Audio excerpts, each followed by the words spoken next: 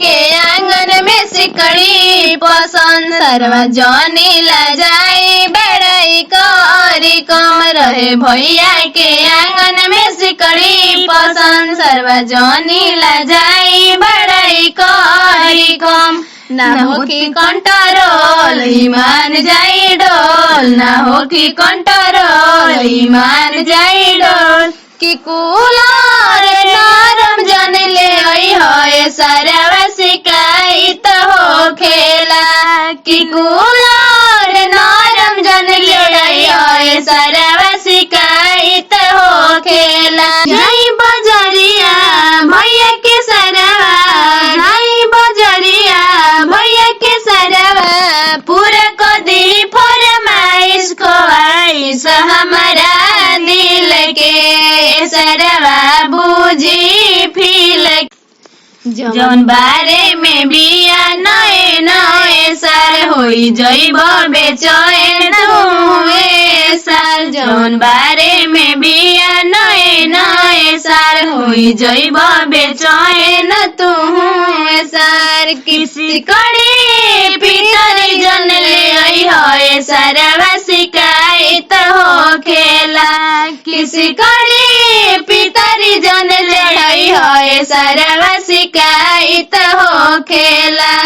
भैया के सरजी बड़ी है अरजी भैया के सरजी बड़ी है अरजी लेके आई बहर दीदी के पिंक उठल लिया ले आई की पिंक उठल लिया कि फ्रिजवा नरम जन चढ़ाई है सरवा शिकायत हो खेला कि फ्रिजवा नरम जन ले आई है सरवा शिकायत हो खेला आंगन में गलती जवन तू कैला सरवा साच साच हमसे बतई है आंगन में गलती जवन तू कैला सरवा साच साच हमसे बतई है रजय अपना तो खोला अपना बारे में बोला रजय अपना तो खोला अपना बारे में बोला सच बतिया बतावे में सरवाना डर सच बतिया बतावे में सरवाना डर तोहर दिल ऐसन नमी में हरारू